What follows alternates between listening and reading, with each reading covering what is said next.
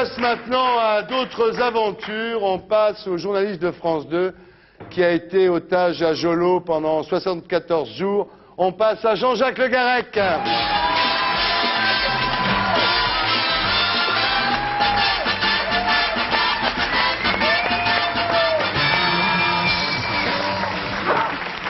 Bonsoir. Bonsoir. Ça va?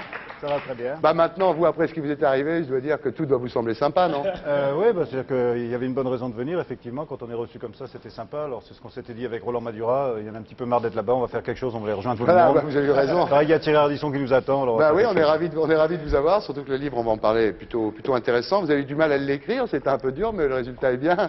Bien, alors, Jean-Jacques Le Garec, vous êtes pris Albert Londres 93 pour 5 jours à Sarajevo, et vous couvrez depuis 20 ans tous les conflits de la planète, le Liban, Timor, le Tchad, l'Irak, le Mozambique, la Bosnie, le Kosovo, et Jolo. Enfin, vous êtes retrouvé à Jolo. Alors, avant de rentrer dans votre récit et dans votre histoire, je trouve que ça n'a pas été beaucoup fait à l'époque.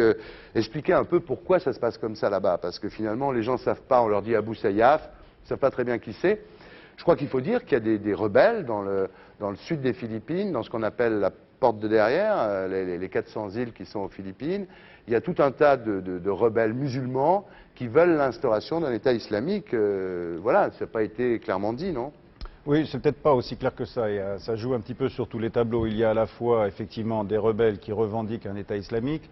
Il y a effectivement cette partie des Philippines qui, depuis 4 siècles, n'a pas participé au développement, a toujours été un petit peu oppressée par les occupants. C'est-à-dire que quand l'Espagne a colonisé les Philippines, voilà, cette partie des 400 petites îles a été un peu laissée de côté, c'est ça? Ça a été laissé pour compte, en partie parce que c'était des îles déjà peuplées principalement de musulmans. Ouais. Donc elles ont été laissées pour compte par les Espagnols, par ensuite les Américains, maintenant par les Philippins.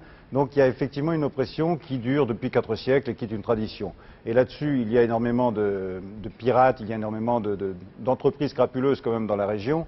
Et donc, il y a des professionnels du sport enlèvement. Et donc ça, ils savent très bien faire. Oui, c'est ça. C'est-à-dire qu'il y a à la fois des mélange. Rebelles, mais il y a aussi tout un tas de désœuvrés, de déshérités, voilà, qui sont attirés par le pognon des rançons. Il y a des vrais professionnels du piratage, des vrais pirates, et puis il y a une population qui est facile à ramener pour une pseudo-cause politique derrière, pour rejoindre ceux-là quand ils ont un petit peu d'argent pour les payer, quoi, comme ça a été le cas dès qu'ils ont négocié. Vous êtes retrouvé otage à Jolo avec Maryse Burgot et Roland Madura.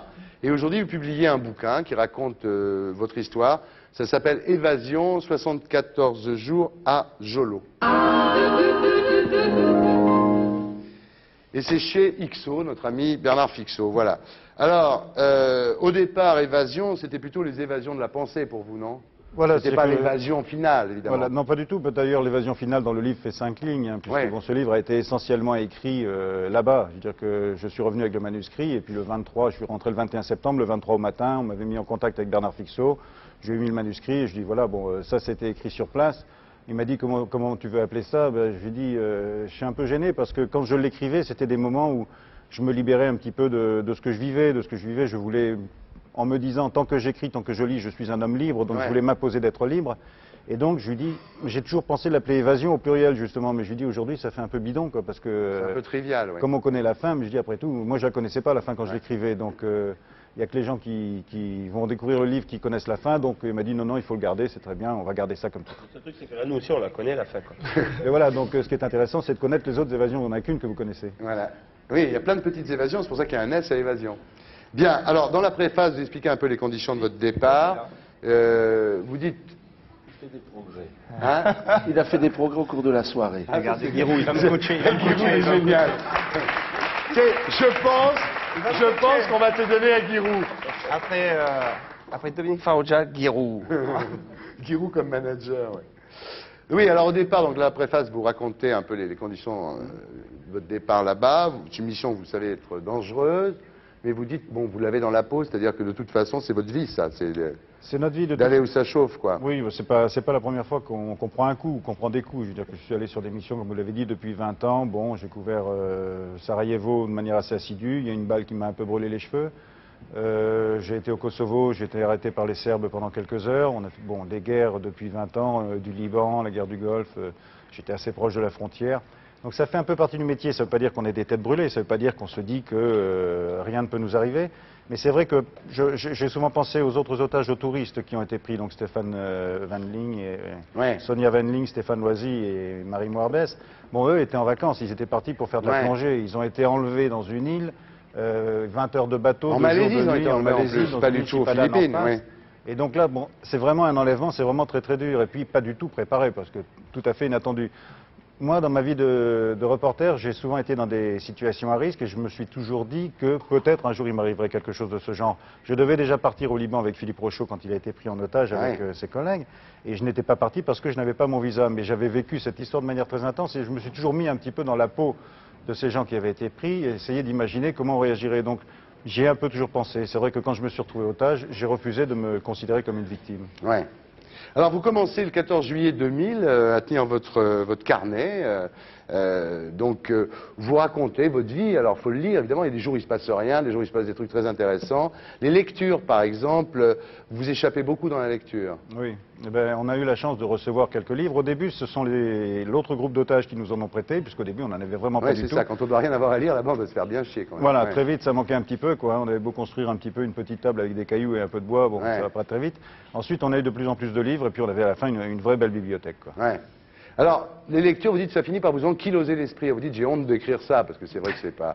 Mais à un moment, vous lisez tellement que ça finit par vous prendre la tête, quoi. Voilà, il y a des moments où on avait quand même l'impression de vivre quelque chose, une espèce d'ascèse, quoi. Ouais. On mangeait peu, la vie était quand même faite de peu de choses, et donc c'est une manière aussi de se dire, bon, bah, c'est peut-être une manière de purifier l'esprit, et puis d'aller un petit peu au fond de soi-même, de se laisser vivre, de se laisser prendre par cette ascèse qui permettait peut-être de se laver l'esprit. Alors on avait envie, j'avais envie, en tout cas c'était peut-être plus personnel, de me laver l'esprit. Et puis finalement, je prenais un bouquin, j'étais pris par le bouquin, et bon, voilà, une fois que j'étais pris par le bouquin, effectivement, j'étais plus du tout otage, j'étais complètement libre. Bon. Et donc à un moment, je me suis dit, est-ce que je suis pas en train de louper quelque chose? Est-ce que je ne suis pas en train de louper un moment où je pouvais effectivement faire le vide et aller très loin? Et bon, les bouquins m'ont encombré, mais bon, ils étaient bons les bouquins, donc...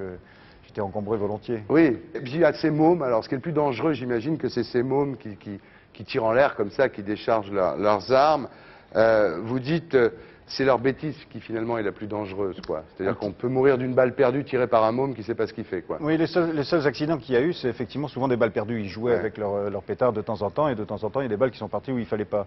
Sinon, le jeu principal, c'était d'essayer de décrocher des noix de coco. Bon, alors ça va, c'est beaucoup plus haut que nous. Alors bon, les trophées, c'était les noix de coco. Donc tant que c'était les noix de coco, ça allait. Mais de temps en temps, bon, s'ils commençaient à vouloir simplement faire des rythmes, partir, poser l'arme, bon.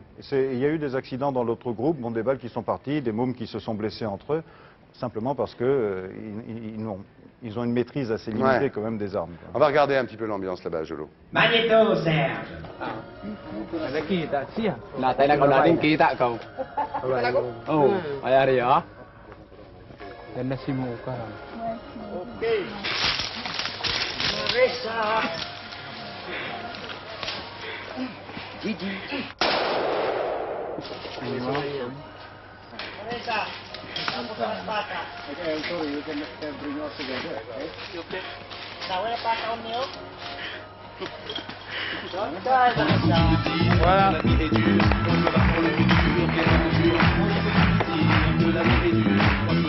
Quelle aventure! Alors, voilà, puis alors il y a plein de petits détails comme ça que j'ai notés, mais il y en a plein d'autres. Il y a un jour un mec qui avait fait des études lui, en Arabie Saoudite qui vient vous voir comme ça et qui vous dit vous allez peut-être rester 1 an ici, quoi. Donc il y a des jours, évidemment, on se prend des trucs comme ça dans la gueule. Puis il y a cette inquiétude permanente, cette espèce de lourdeur comme ça. Il y a deux choses.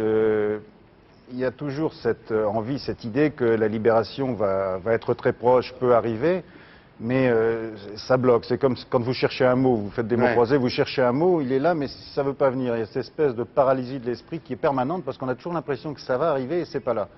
Et puis il y a également cette idée que ça peut foirer à chaque instant, d'ailleurs c'est un peu foiré sur la fin, et que donc il y a quand même toujours la mort qui domine et qui est prête. Alors on est à la fois en face d'une libération possible, immédiate comme ça à tout instant, mais ça veut pas venir, donc Ouais. on a cette impatience, c'est pas une impatience, mais enfin, l'esprit est un peu paralysé par rapport à ce truc qui veut pas éclater, et puis la mort qui, effectivement, peut surgir au coin de la rue de la même manière.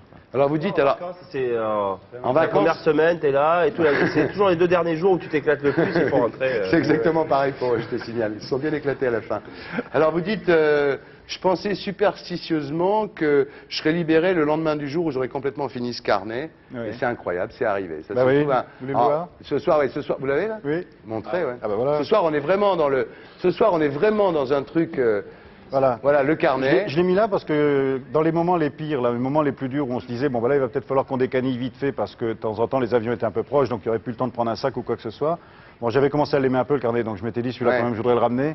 Et donc je le mettais là. Puis je me suis bien dit qu'on Donc il allait me le écrivait son demander. carnet, il se disait Voilà. le jour où le carnet sera fini, je serai libéré. Et à la fin, il écrit de plus en plus petit d'ailleurs. Voilà, alors bon, le carnet est écrit à peu près correctement. Et puis bon, à la fin, je triche un petit peu parce que, voilà, oui, alors à la fin, c'est très serré. Là, je sais pas si vous arrivez à le voir, mais à la fin, c'est très très serré, c'est écrit de plus en plus petit. Voilà. Mais finalement, les derniers mots sont écrits ici dans le bureau du général quand je suis libéré. Et là, je dis, je vais faire une conclusion sur le support que je fais ici sur le support dans l'avion du président. Voilà. Alors moi, c'était ma superstition. Il y avait les évangélistes C'est philippins incroyable qui, cette histoire. eux, priaient toute la journée pensant que leur prière allait les libérer. Moi, je disais, non, moi, c'est mon carnet qui va me libérer. Ouais. Ça a marché. Et ça a marché. Voilà, alors bon, il y a plein de choses dans votre livre. On voit très bien à un moment se mettre en place. Les négociateurs libyens, alors vous dites c'est la grande mascarade se met en place, RFI annonce minute par minute le scénario, et vous dites l'étape clownesque de Tripoli, non, je veux bien être otage, d'accord, mais pas bouffon. Et à un moment vous perdez espoir, vous dites peut-être que ces notes, enfin qu'on vient de voir, verront jamais le jour et pourriront dans mon sens. C'est-à-dire qu'évidemment il y a des moments d'abattement, et alors vous partez donc un moment parce que la base est attaquée. Et voilà.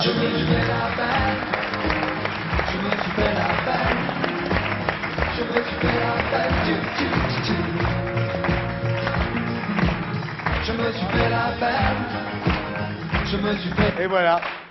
Bravo. Merci. C'est génial. C'est génial. En plus vous êtes cool, vous êtes là, vous racontez ça. Ah bah oui, ça laisse Ouais. un sentiment. Pierre Desgroupes sympa. avait dit le manque de chance c'est une faute professionnelle. Oui. Donc Voilà. vous êtes dans la ligne des groupes, c'est Voilà. bien sur Ah France bah, 2. Oui, en plus, c'est-à-dire ça. Vous partez quand à Jérusalem On va attendre que ça se calme peut-être. un peu. D'accord. Bien.